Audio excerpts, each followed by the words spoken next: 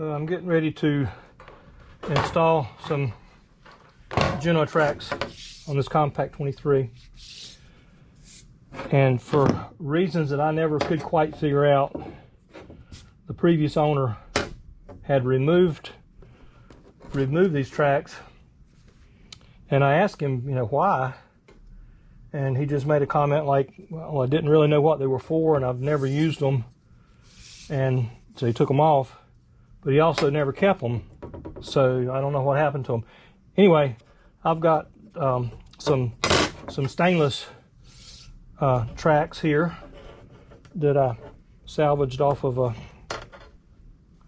boat that I scrapped, and these are, like I said, it's a two-piece stainless track, and fortunately the hole spacing is the same.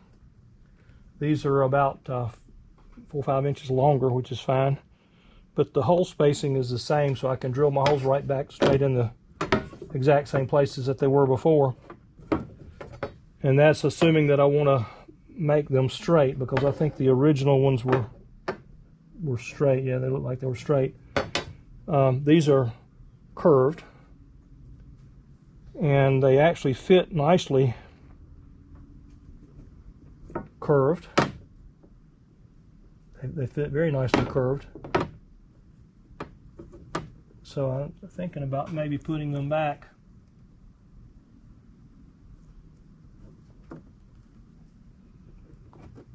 in that curve.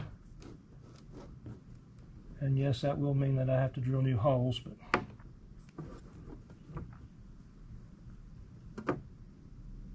but that also means that the old holes will be exposed.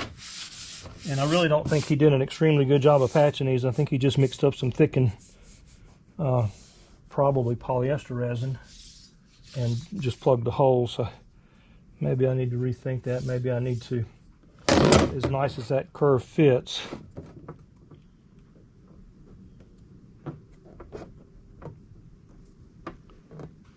I might need to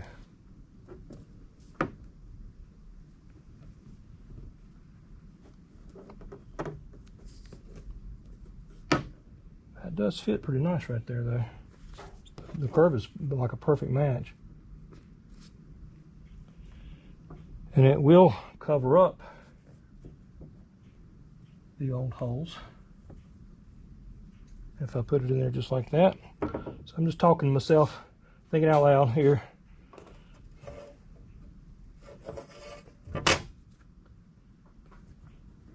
Like I say, if I do that to where it just covers up the old holes,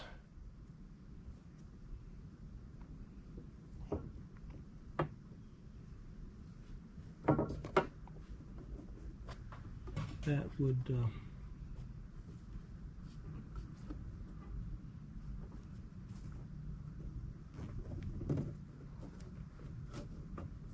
fit pretty nicely.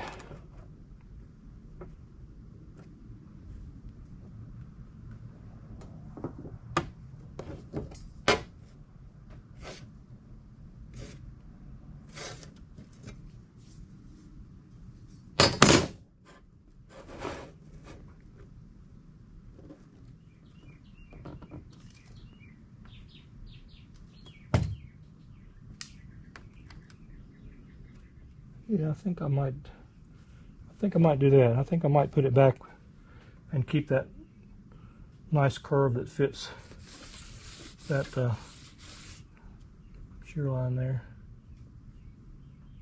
I'll have to drill new holes.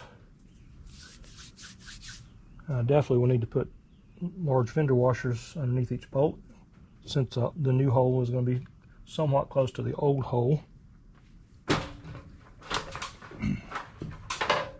I also have these aluminum tracks here that are straight that I could also use.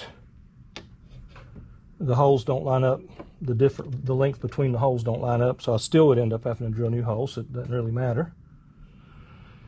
And it's the same size track and course, so This is a one-piece aluminum, and with the stainless bolts, you're always fighting the corrosion issue. These are stainless with stainless bolts, so I won't have the problem with dissimilar metals so much. One thing I am going to do before I start drilling holes, I'll climb inside and just verify that I've got enough room for a decent sized fender washer underneath the bolts to spread that force out a little bit. I just crawled up inside this boat here just to make sure of what I'm going to be fitting back to. And as you can see there, the previous owner, he just mixed up some thickened resin of some kind and squeezed it into the holes and just let it sag down, and that's all he did. Kept the rain out, but not really much there. Looks like I've got plenty of room for fender washers, so that's a good thing. Do the fender washer, and that'll catch the old hole as well as the new hole. And then I can just bed the washer from the underside as well as bolt the bolt from the top side, and that should take care of it. It just started raining outside. It's really hot and humid today. That calls for flash flood warnings for here for this afternoon.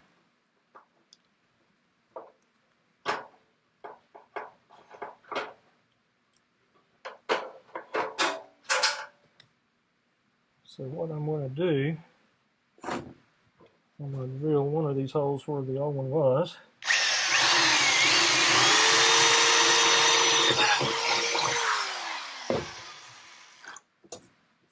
I'm going to dry fit everything and then come back and clean everything up.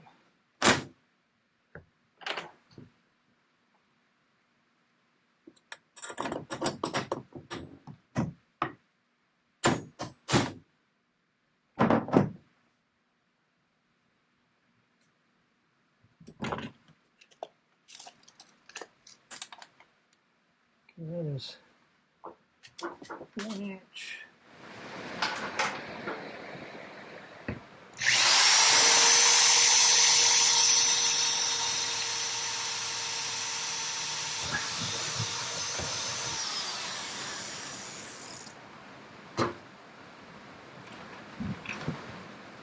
These bolts have to be drilled pretty much perfectly square and perpendicular to the track here, so that the heads of these bolts countersink perfectly flush. It's sort of like a perfect fit. And if you put them in at any kind of an angle at all, that will interfere with the car sliding back and forth.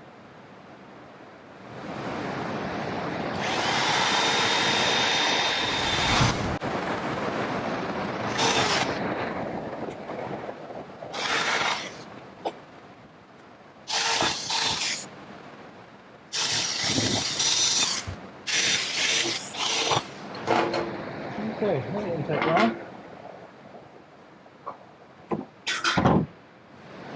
I'm planning on using butyl tape to bed these, so I'm going to countersink the holes just a little bit with the countersink bit to give that butyl tape somewhere to kind of squeeze into. It also helps the gel cut not get cracked up around the edges so bad.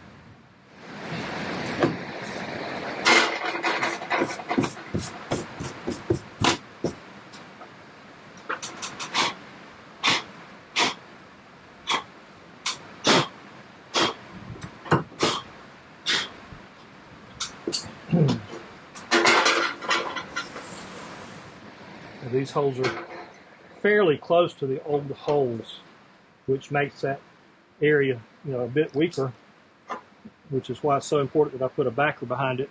And I'll probably just use like very large fender washers. I think that'll be sufficient. Just a little bit of old bedding compound here to clean off.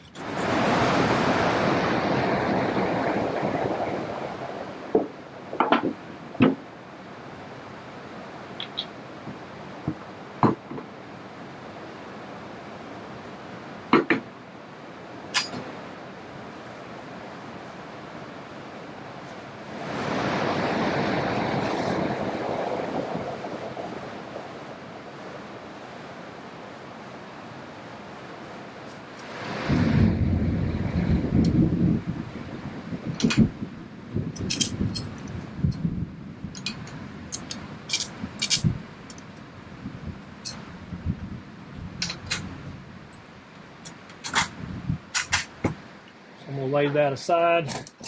I'm going to just do a very, very light countersink on these holes, and then come back to this.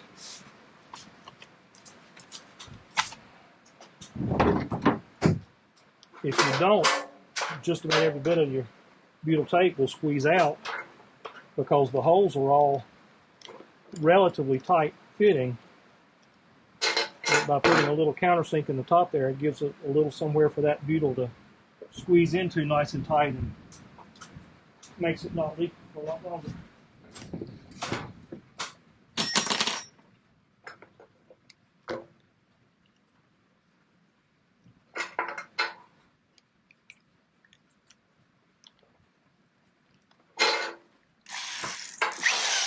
So you can see there, I'm just using a little countersink.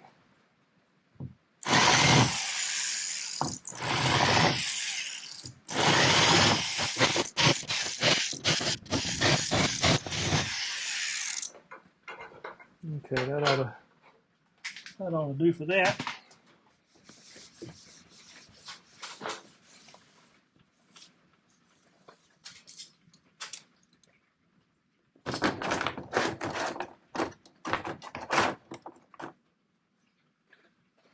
Okay, back to the butyl tape.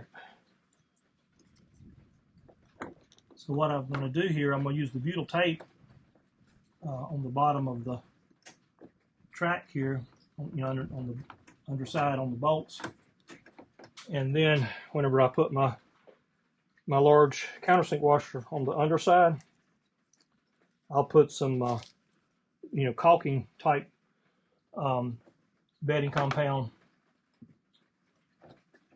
on those as I push them up against the fiberglass, and then that will seal the bottom side of the hole as well.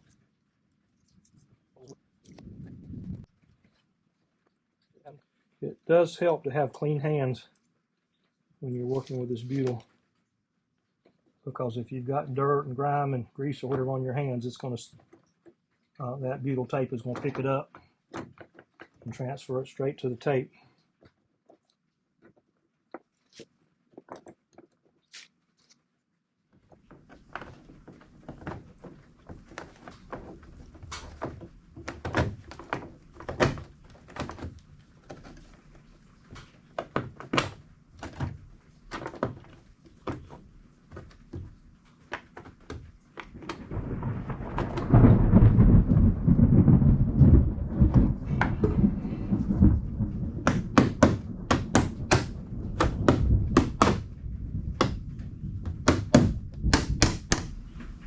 And that leaves me with one hole down here to have to touch up a little gel coat on at least. You can tell how old these tracks were. It's got I think that's called a cheek block that opens from the side, and a little thumb screw. Still usable, but I'm gonna use more modern cars on it.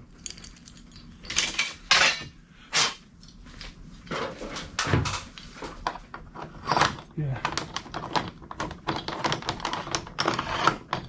So that car fits it.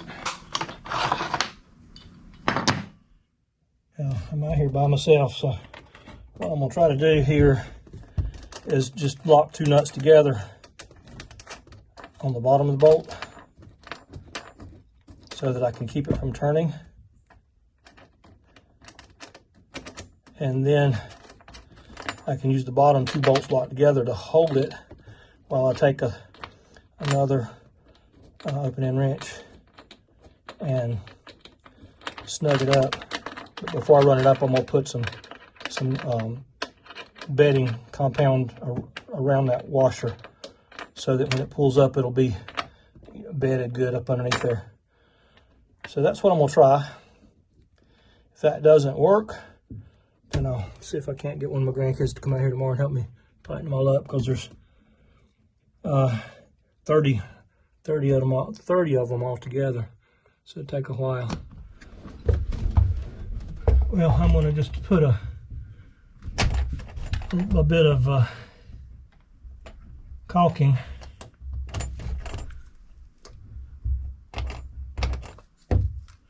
around the top of the washer there, just to kind of bed that washer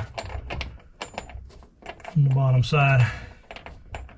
I'm just using this life caulk that I've got left over in this caulking gun here.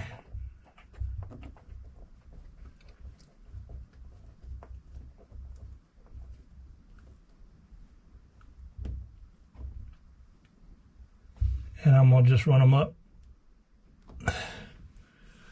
hand tight to start with.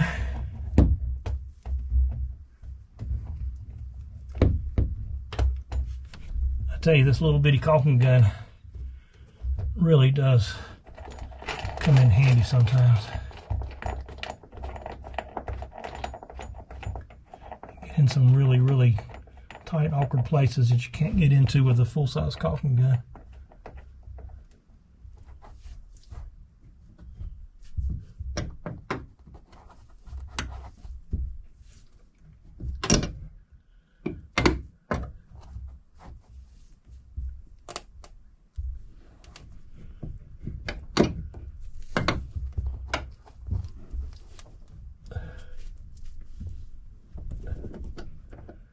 Okay, so that's going to work. A little bit slow, but it works.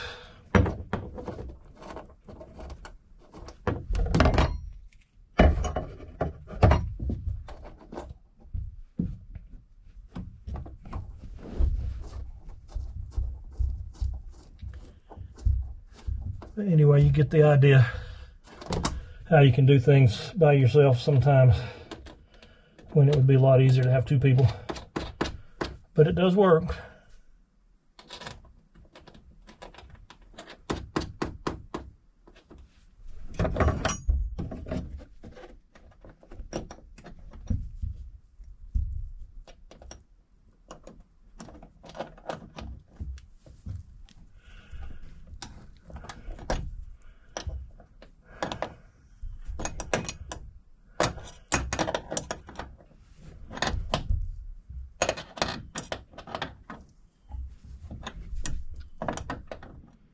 Okay, I got one side on. That honestly took a little longer than I thought it was going to take. And I've still got to put my ends on. But it went on okay. And like I say, that matches the curve here. And it's all stainless, no aluminum. Got all my screw heads lined up pretty good. Using that double nut to, like a lock nut on the end of the bolt, after threading it up as far as I could with my fingers, worked pretty good. I was able to hold it in place and tighten it up from the bottom side and not let the heads turn, or at least not let them turn very much. And that way the butyl sealant, the butyl tape sealant, didn't get spun on the shaft of the bolts. So it's, more likely to not leak, I guess you could say. You don't normally want to tighten them up from the top side, because you're just spinning that bolt in your sealant of whatever kind of sealant you're using, and you can break the bond and then not seal good. Anyway, I got them all done. They're all pretty straight in line, the slots and the slotted screws or bolts. But it did take a little while, doing it by myself. And they're bedded on the top side with butyl tape around the bolts, and then they're sealed on the bottom side with Boat Life caulking around the top side of the fender washer, up against the underside of the side decks here. So I believe that'll work out. There's the starboard side. It turned out good too. Already got it tightened all down and everything. And even these end caps are made out of stainless. So there's no aluminum on it, it's all stainless.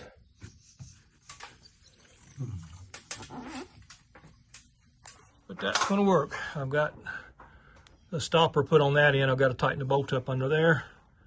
And then I'll leave this one off until I've got my cars that I'm going to use.